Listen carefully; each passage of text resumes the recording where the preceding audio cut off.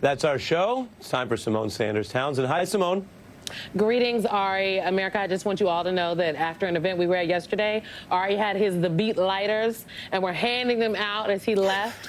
Some people got them, some people didn't. I did not get one. But I did still want to put it on Instagram. I will get one? Okay. I'm going to hold you to it. I appreciate you. Have a great weekend, Ari. Thanks so much. You too. Folks, we begin this hour with Donald Trump trying to message his way out of the chaos that he's creating with America's economy and the first signs of the Trump administration's impact on the labor market. February's job report showed that 151,000 jobs were added last month. Now, that is fewer jobs than expected, with unemployment ticking up to 4.1%. The federal government shrank its workforce by 10,000 as Elon Musk's Department of Government Efficiency takes a chainsaw to the federal government. Now, the majority of DOJ's purge of federal workers won't really be felt until next month's jobs report. But there's also some fallout of Donald Trump's whiplash tariff policy. Just days after Trump issued exemptions on tariffs for a variety of goods from Mexico and Canada, 2 days after he put the sweeping tariffs in place, Trump held an unscheduled Oval Office press conference to discuss the jobs report and his tariff policies. He was asked how long Americans should expect things to cost more. There could be some disturbance, a little bit of disturbance. I solved a little bit of that because I have respect for our auto companies. Now, the president added that there are always adjustments and changes to his tariff policies, warning that he could implement tariffs targeting Canadian dairy and lumber as soon as today. It all comes as members of Trump's cabinet seem to be hinting at economic pain ahead for regular Americans. A day after Treasury Secretary Scott Bessent defended Donald Trump's position on tariffs, saying that access to cheap goods isn't the American dream, well, today he did acknowledge signs of a slowing economy. Could we be seeing that this economy that we inherited starting to roll a bit? Sure. And look, there's going to be a natural adjustment as we move away from public spending to private spending. The market and the economy have just become hooked. We've become addicted to this government spending, and there's going to be a detox period. It's a lot. We're going to break it down. Joining me now, NBC News White House correspondent Vaughn Hilliard is here at the table. So is Republican strategist and MSNBC political analyst Rick Tyler and MSNBC contributor Maria Teresa Kumar, president and CEO of Voto Latino. All right, Vaughn, let's just start with you. Okay, so February jobs report. Oh, Lord. See, let me tell y'all, Vaughn was over here when I started to read, and now Rick is over there. Okay, little musical chairs over here for a Friday night. Vaughn, February jobs report, fewer jobs than expected. Unemployment is still low, I would note. 4.1% is remarkable given all the things that have gone on. These are still the bumps from the Biden economy. But people are concerned. Walk me through what the White House is thinking what are the White House officials saying? I feel like they're trying to do this dance and message their way out of this mess that's been created and the chaos and the uncertainty with, frankly, what's come out of cabinet officials, the president's own remarks. Right. Let's just go back to the transition and compare that to where we are now. During the transition, the stock market was still on its way up, as we saw over the course of all 4 years of the Biden administration. Corporations didn't actually largely believe that the Trump administration would implement such far-reaching tariffs as he repeatedly threatened to do on the campaign trail. If you fast forward to where we are, though, now, all of that has taken place, and even more so. You have seen the stock market, the S&P 500, fell over the course of last week by more than 3%. You are looking at economic consternation for Americans, as Howard Lutner, Commerce Secretary, has acknowledged today that prices on some goods will in fact go up. And even Scott Bessent, his Treasury Secretary, acknowledging today that this is an organic strategy, effectively acknowledging that the Trump administration is implementing these tariffs and in some cases rescinding them on a day-by-day, week-by-week basis. And we have seen what the markets have done. And even President Trump in the Oval Office today suggested that there would be some disturbances to the economy because of the results of the Trump administration's economic policies that they've been implementing. Organic strategy. The next time I go crazy shopping, I'm going to tell my husband, Rick, that, oh, well, this is just an organic strategy of how I decided to pick what I'm getting. This is organic, Sean. That's what I'm going so many times. Rick, Republican senators are worried about the tariffs, and something that we haven't seen thus far in the Trump administration are Republicans speaking out about their concerns. Usually it's happening behind closed doors, but there are a lot of senators that we have on tape talking about the tariffs. I'm going to play that for you right now. Almost every industry in Kentucky has come to me and said it will hurt our industry and push up prices of homes, cars, and so I'm going to continue to argue against tariffs. I'm worried about the tariffs. We're in uncharted waters. I think if the tariffs do start to cause inflation, I think the president will back away from them. When we start losing, you back off. You know, there's such a thing as a strategic retreat. At the end of the day, I think we have more leverage than any other nation, but we got to be smart, and we don't have all the leverage. Rand Paul of Kentucky, I think the bourbon distilleries are concerned. John Kennedy of Louisiana, and then Tom Tillis in North Carolina. Obviously, he's up for re-election in 2026. Tariffs have a negative effect on the economy. We don't have to wonder about it. It's like a wrecking ball at the apex aimed at the building. When the wrecking ball starts to move, we know it's going to happen. It's going to hit the building. That's what's going to happen. Let's be clear about what tariffs are. Tariffs are a tax. Republicans used to not like taxes. Now they love taxes. They love 25% taxes. And it is the worst kind of tax because it's a regressive tax, mostly on the poor and the middle class. And so what happens is imports come in, they go to the port. You cannot release those imports from the port until somebody pays the 25% tax. There's three possibilities of who will pay for it. The importer will lower the price enough to absorb the tax. The distributor will lower the price enough to absorb the tax, or the retailer will lower the price enough to absorb the tax, or some combination. But in most cases, eventually, because we live in a market economy and there's competitors, they will have to raise the price. Who will pay that price? People who shop at Walmart, people who buy cars, people who buy washing machines, people who buy refrigerators, all on down the line. And the whole complaint about the Biden administration was that inflation was out of control. It was. Inflation is not gone down. It's actually increased 3%. People are paying more than they were when Trump took office, and they're looking for relief. I don't see how they're going to absorb the 25% tax on all of these different products. Worse than that is, okay, it's a tax. Everybody's going to pay more money. Worse than that is the supply chain. Yeah. We live in a real-time supply chain opportunity. So when someone says, where are we going to get our goods? Well, boss, we used to get them from Canada. Maybe we need to get them from Indonesia now. Oh, wait, we took them off of Canada. We'll go back to that supplier. No, wait, Mexico has them now. Oh, Mexico doesn't have them now. And that is chaos. The market can't deal with that. Markets hate chaos, which is why people are escaping the market and moving to more secure. Maria Teresa, the supply chain point is such a good, I'm glad Rick explained it, because people are like, I don't know, I don't think we're paying the tariffs. And I'm like, Jesus, I'll skip the economics class. It's a wealth transfer from the poor to the government. That's all it is. It's just really kind of crazy that there was even a debate about this. When you talk about the supply chain, I'm thinking about the fact that, like, lumber, everything. Housing is already expensive. People are already complaining about housing being expensive, not just like actual homes, mortgages, but I'm thinking about rental units. The people that build the rental units, if it costs more to make them, they're going to raise the prices. That's exactly.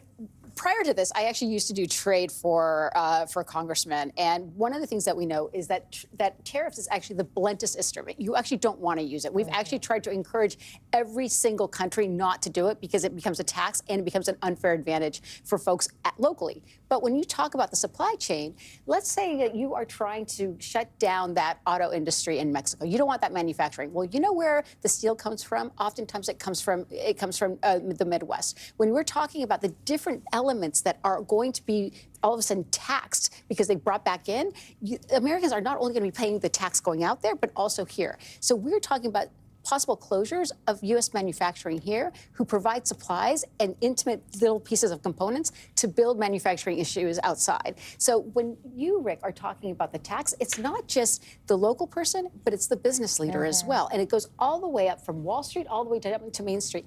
This is, if you are a family right now and you are trying to figure out, can I actually plan for a family vacation? Absolutely not. Because you don't know if you have a job next month. And the jobs report that we're talking about, that doesn't include the 60,000 federal workers that were just laid off. Right, we're going to see those. What month is this? March now? We're going to see those in, is it March yet? I don't even know what month it is, y'all. It's been a week. We're going to see those in April. Right. You are absolutely correct. Okay, so all of this is happening. I feel like this is a situation, the economy, that's uniting Democrats, Republicans, and independents. Everybody's like, it's just too expensive. And I'm not just talking about the eggs. The eggs are expensive because of the left and the right bird all agree on tariffs. Right. The Keynesians and the Austrian School of Economics agree on tariffs. They're a bad idea. bringing America together, one tax at a time. I need you to tell me about the South African white farmers, because let me just tell you, the president, I know y'all are like, what is she talking about? Donald Trump promises expedited citizenship for South African farmers. Okay, this is what he said on Truth Social. To go a step further, any farmer with family from South Africa seeking to flee that country for reasons of safety will be invited to the United States of America with a rapid pathway to citizenship. This process will begin immediately. I am reading this because the impact of the tariffs and this chaotic situation is having a real impact on American farmers. Right. From where I'm from, Nebraska to Minnesota to Iowa. And you had John Boyd of the National Association of Black Farmers on today on MSNBC, and this is what he said. I want to get your response on the other side. Take a listen. Every time the president uses the word tariff, he caused complete chaos and confusion. And it's created a state of emergency for America's farmers. Right now, there's $30 billion at USDA that haven't been dispersed to America's farmers. It's planting season. We don't have farm operating loans in place. My message to the president today, if you love America's farmers, release that money so that farmers can get in the field. What's going on here? I was talking to Doug Sabe. He's from Denison, Iowa, a farmer. And the way that he put it to me is over the last 2 weeks, the price of soybeans have dropped 56 cents. The price of corn has dropped 52 cents. That's the price on the commodities market when they go and offer it out to buyers. And the way that he put it, on just his farm alone, that is $70,000 in losses.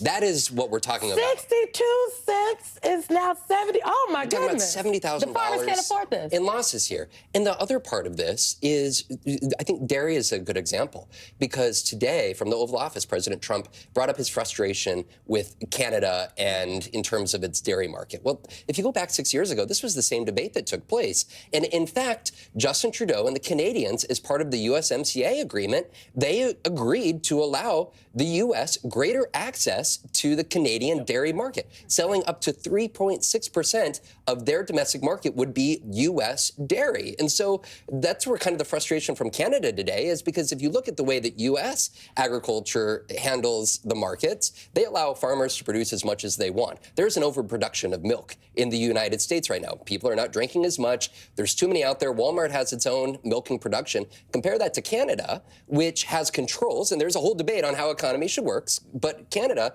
they have controls over how much milk their farmers can produce, and they set the price. And so from Canada's point of view, they're like, okay, America, sorry you're overproducing milk. That's not our problem. Don't throw tariffs on us because your farmers are struggling to make ends meet because of your inability to set your own markets and be able to sell that. That's not our problem, but here we are. Now Canada sort of has its arms up in the air saying, we came to an agreement, we allowed you guys to sell more milk to us 6 years ago, and now you're throwing all of this into array again. It was also USAID. 50% of USAID actually went to farmers here in the United States because of their oversupply that would actually go and feed the rest of the world. So he literally took out the opportunity for the farmers to make sure that they are making money by closing down USAID. We are out of time, but Rick, if you had like a sentence to describe what the strategy, if you thought there was one, what would the sentence be? The strategy for who?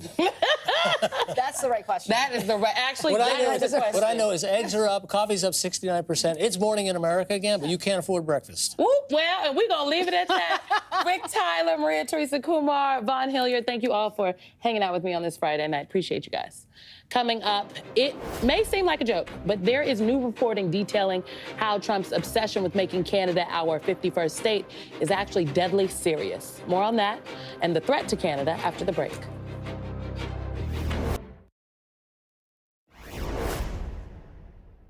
It's more confusion. The only thing certain about yesterday was uncertainty moving forward. And with investments in the U.S. and Canada, everything's stalled right now. And it's really, really concerning. So we're going to continue on. And I always say in every interview, Canadians love Americans. I love Americans. We love the U.S. I lived there for 20 years. And this is insanity. Ontario Premier Doug Ford is making the media rounds, most recently with NBC's Garrett Hake in Toronto, not afraid to brawl publicly with President Donald Trump over his on-again, off-again tariff strategy. On CNN, Canadian Foreign Minister Melanie Joly also offered this blistering attack. We've been shown too much disrespect by the Trump administration at this point, calling us a 51st state, calling our prime minister governor. This is not only a personal issue between Prime Minister Trudeau and President Trump. It's way more than that. Joining me now is Katie Simpson, senior foreign correspondent for CBC News. Katie, something must be going on if the Americans are calling, going up to Canada to do interviews, and we have you here today.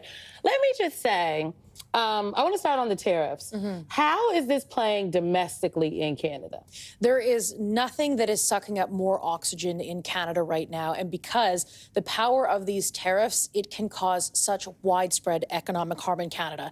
Thousands of job losses. It's expected to trigger a recession. It's completely upending how businesses are able to use the supply chain. Canada is a much smaller country population-wise than the United States, and Canadian businesses rely on accessing the American market. And there is this free trade agreement that Donald Trump himself had renegotiated. And, people thought that those were going to be the rules for trade, the rules for business. And now with all of this uncertainty, not only is it very difficult for businesses and difficult for the politicians to sort of sort through trying to figure out what Donald Trump thinks or means or what he's going to do next or how it's going to have an impact on Canada. But Canadians, like regular Canadians, are so angry. You see it with the booing of the national anthem.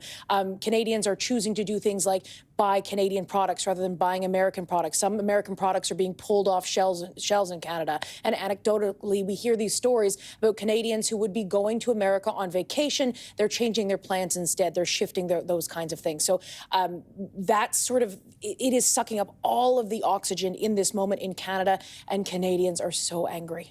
From the beginning, I have thought this, the tariffs conversation, specifically as it relates to Canada, is directly connected to the president talking about making Canada the 51st state. And there's now new reporting in the New York Times, and the headline is how Trump's 51st state Canada talk came to be seen as deadly serious.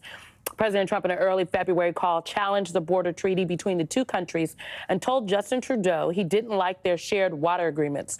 Trudeau told the news media in Ottawa what he wants is to see a total collapse of the Canadian economy because that'll make it easier to annex us.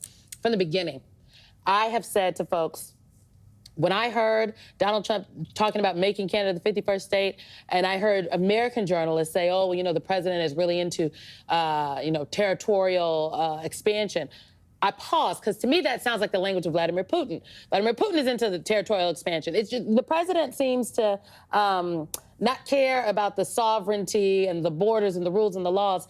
And it seems as though that the Canadians are taking this seriously. So Justin Trudeau was caught on a hot mic moment when he was speaking to business leaders in Toronto a few weeks ago, where he talked about how it is the view from the Prime Minister's office that Donald Trump is serious when it comes to trying to take Canada by economic force, and that these tariffs, the instability and the harm it's going to cause, the job losses, the heading toward recession, those kinds of things, will make it easier for Donald Trump to sort of proceed. And ever since that moment happened, there have been a series of questions, and some of to the Prime Minister about this, about whether the Canadian government actually sees this as a serious threat. There is deep concern in Canada, and it's making Canadians, again, I hate to keep going back to this point, but Canadians are so angry. But with some of my reporting that I've been doing, speaking with sources and senior Canadian government officials, there is deep concern that he is very serious, that Donald Trump is expansionist, and it starts with this economic force that Donald Trump, the harm that economic that all of these tariffs could cause to the Canadian economy. So then, what can Canada do to stop this? And it's like, it sounds crazy to say, but I mean, it is, what can Canada do to defend itself against this economic, literally, this is economic warfare that the president seems to be trying to wage onto the people of Canada? And then secondly, was this a factor in Prime Minister Trudeau not seeking re-election? So there's a whole bunch of domestic politics at play with Justin Trudeau. Canada, the term was sort of coming to an end. His minority parliament was going to be over sometime this year in 2025. It was sort of sped up by the departure of his Deputy Prime Minister, Chrystia Freeland. She quit, put out a scathing letter and said, we disagree fundamentally on how you want to deal with Donald Trump, which is the greatest challenge that Canadians will face in generations because of the hostile economic threats that have been taking place. And that sort of, Justin Trudeau was already deeply unpopular in Canada, and it was getting worse and worse and worse. And that sort of was seen as the tipping point. And really, there was a big scandal in Canada about how Chrystia Freeland is the deputy prime minister, but also the finance minister. And the prime minister had proposed to her, listen, we're going to make you you're going to deal mostly with Canada-U.S. relations. We're going to bring in this other guy, Mark Carney, to come and be the finance minister. Mark Carney, who is the former governor of Bank of Canada, former governor of Bank of England. And it was always thought that he had leadership aspirations. Well, when Chrystia Freeland heard that during a Zoom call with the prime minister on a Friday, she quit very publicly by Monday morning. She was like, not on my watch. So she was not having that. That was going to be a no for her. So that happened, and that was sort of the final sort of push. But the thing is, dealing with Donald Trump is going to be the ballot box question in Canada. So Justin Trudeau's time as prime minister is coming to an end very soon. The Liberal Party will be they'll be tallying their vote on Sunday. The person who wins that, it's likely expected to be Mark Carney, to come back to that name again. That is what the expectations are at this point. I don't ever want to predict politics, but that's what everyone is thinking, just based on caucus support and sort of the way that the opposition is focusing on him. So it's thought he's going to be the front runner. What happens is the prime minister will then formally resign to the governor general, and then Mark Carney will become the next prime minister. And then it's likely, possibly, there could be an election right away. It's going to depend on what the opposition parties want to do. Certainly, the leading opposition party, the Conservatives, have been pushing for an election immediately. And the ballot box question at this moment in Canada is, how do you deal with Donald Trump and the tariff threat? Because it is a crisis. It is an economic crisis in Canada. This is something we will absolutely be watching on Sunday and in the days and weeks to come. Thank you so much, Katie Simpson. This is why we needed to talk to Katie. Appreciate your time. Thank you. Up next, folks, right-wing podcaster, Florida man, and MAGA mouthpiece Don Bongino has a long history of bashing the FBI. And now he's the deputy director. As he assumes the role of quote-unquote big brother, we'll take a deeper look into the dramatic change he's promising after the break. I love that my daughter still needs. There is no longer a doubt. The CIA and the FBI rigged 2016 and 2020. Don't be afraid to say it. It's a fact. This agency serves no good purpose anymore. The agency needs to be disbanded. Fire everyone involved in this stuff. Everyone, no excuses. Disband the entity. It is the only way at this point. Folks, let me just tell you, if you are experiencing imposter syndrome out there, the man you just heard was Dan Bongino. He has spent years criticizing the FBI. He's been spreading far-right conspiracy theories, and he's soon going to be the number 2 at that very same agency. One could argue, I would, he's unqualified. You put that imposter syndrome in your pocket, because look at Dan Bongino. This is all after, though. He's not going to go to the FBI until after he winds down his right-wing podcast that is ending next week. And unlike every other deputy director that came before him in the agency's history, Bongino will be the first to have never worked a day at the FBI. Joining me now is someone that actually knows something about the FBI is Frank Flaguzzi. He's MSNBC's senior national security analyst, and he's a former FBI official. Frank, I don't even know what to say.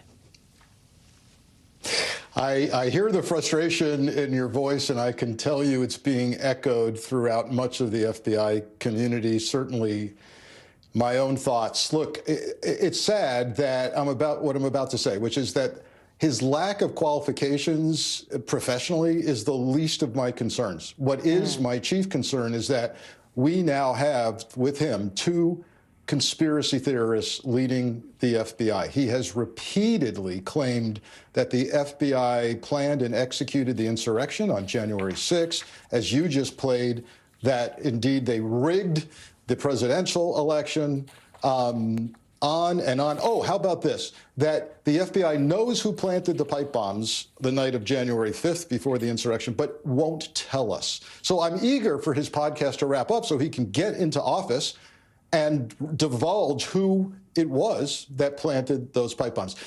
Here's the problem. He hates the FBI. He openly disdains it. He's called for it to be dismantled. And he doesn't clearly understand the role the FBI plays in keeping us safe from terrorists and spies and organized crime. He does not seem to get that. He spent 2 years as a cop. He did 12 years as a Secret Service agent and then left mid-career, which is relatively rare. And now he's got to lead the organization that he disdains.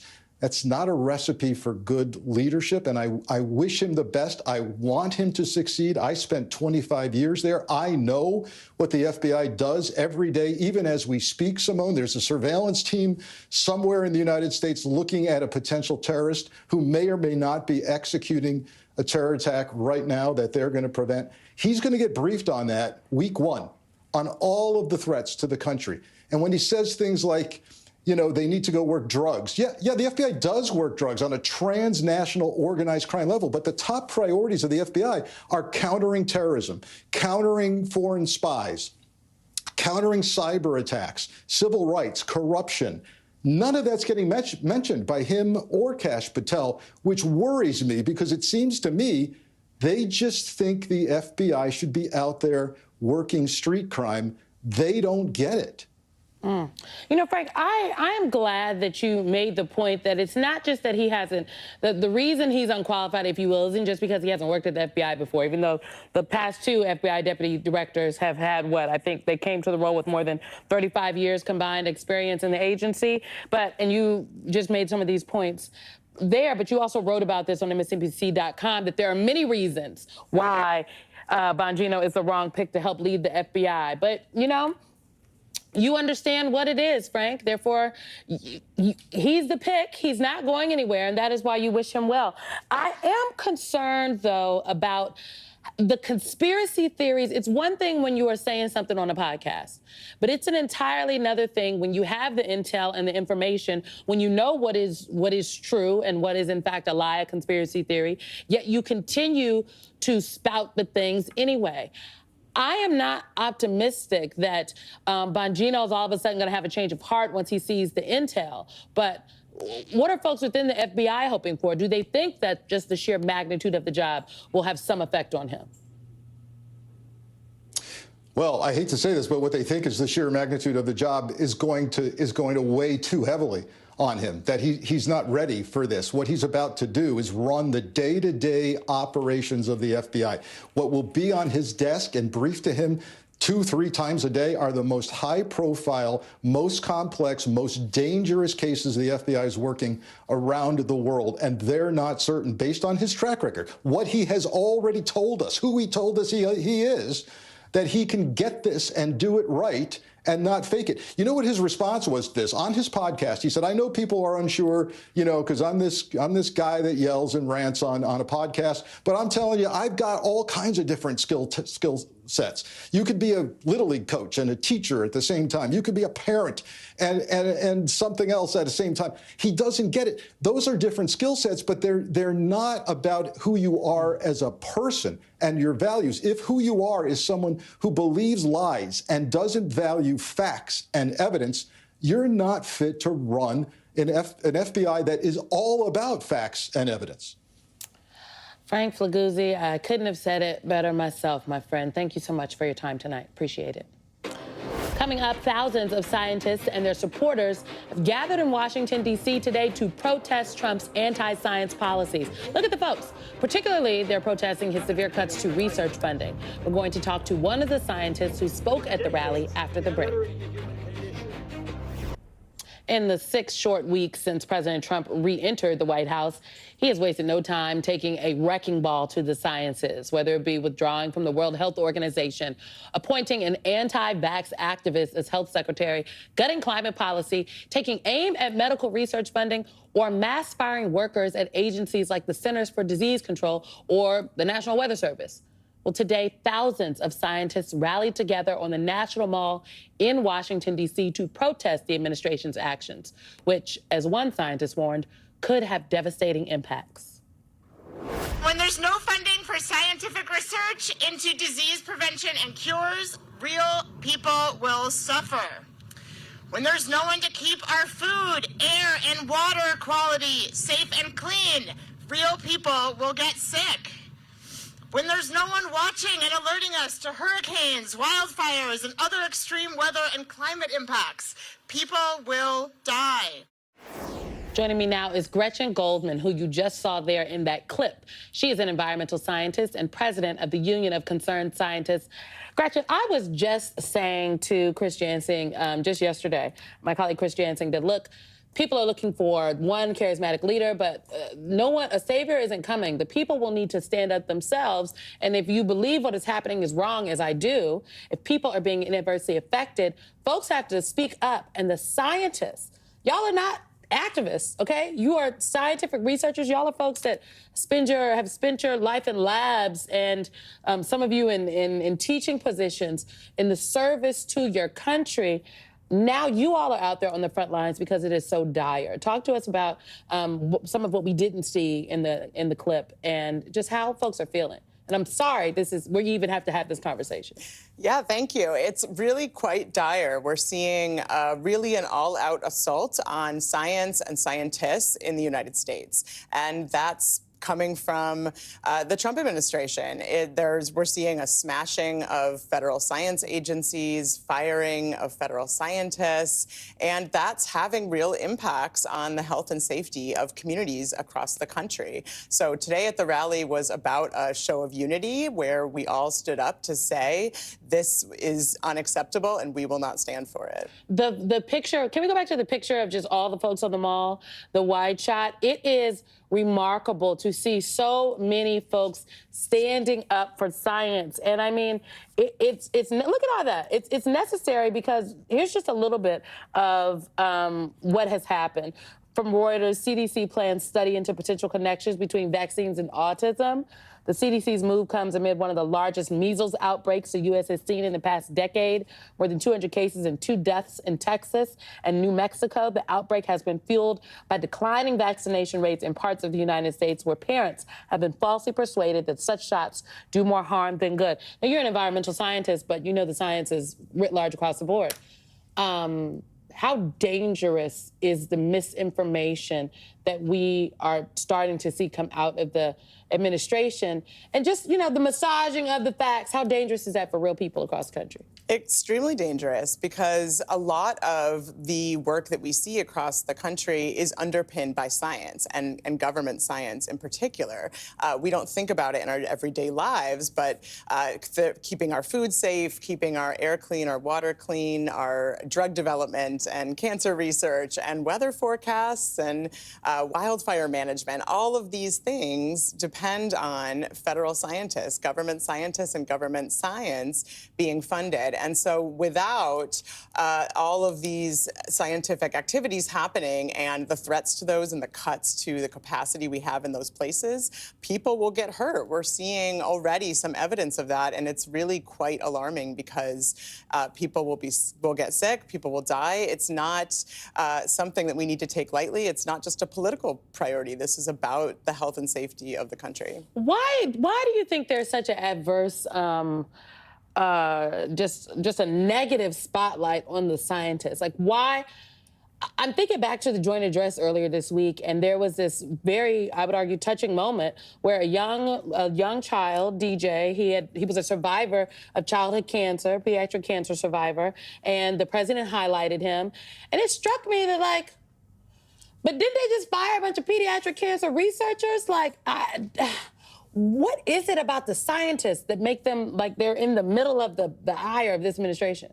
Right. That was so wild to see because DJ presumably benefited from a lot of that cancer research and development and the leadership of U.S. science. I think there's cases where it's really that science is the collateral damage, right? They're trying to make drastic cuts and science is in the way.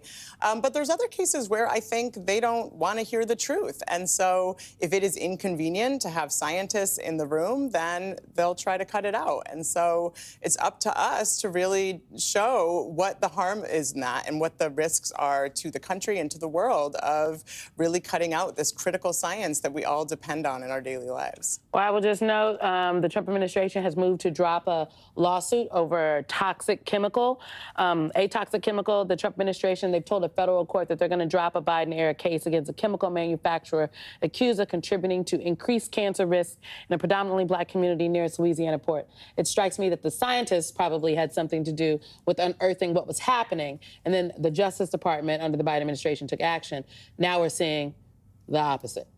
Yeah, indeed. And I think that's why we also see this intersection between the attacks on science with some of the attacks on diversity, equity, and inclusion, because in lots of sciences, it is critical that you look at the disparate impacts, look at health impacts in different communities. How do we really address problems that are disparate in different places across different populations? And you really can't separate those things. We need to look at equity when we look at science, and that's how we make the world better for everyone. And so it's really quite dangerous, and we're seeing them take some really problematic steps in that direction. Well, Gretchen, in this moment, I'm sure you did not sign up to be a patriot, if you will, an activist, if you will, for the sciences, but thank you for being a patriot. And again, I'm so sorry that you are going through this and even having to have these conversations. Thank you for your time. Folks, I don't know if Gretchen knew what was coming up next, but we're going to talk about this DEI hysteria and how it has reached new heights. You'll never believe which name they're trying to get rid of now because their database thought it was woke. We'll be right back. Citizens of the country. We are all watching and waiting to see who is going to hold the line. Don't miss the weekends, Saturday and Sunday mornings at 8 on MSNBC. While DOGE is laying off 6,000 veterans who make up 30% of the federal workforce, Defense Secretary Pete Hegseth is hard at work purging anything that has to do with diversity, equity, and inclusion, or so he thinks. According to the Associated Press, which got access to a photo database that has marked up to 100,000 images for deletion, the Pentagon is ready to purge images that target women and minorities. One particularly absurd image tagged for deletion is an image of the Enola Gay. Yes, you heard that right. The Enola Gay, the B-29 bomber that dropped the first atomic bomb on Hiroshima. Apparently, the word gay is too triggering.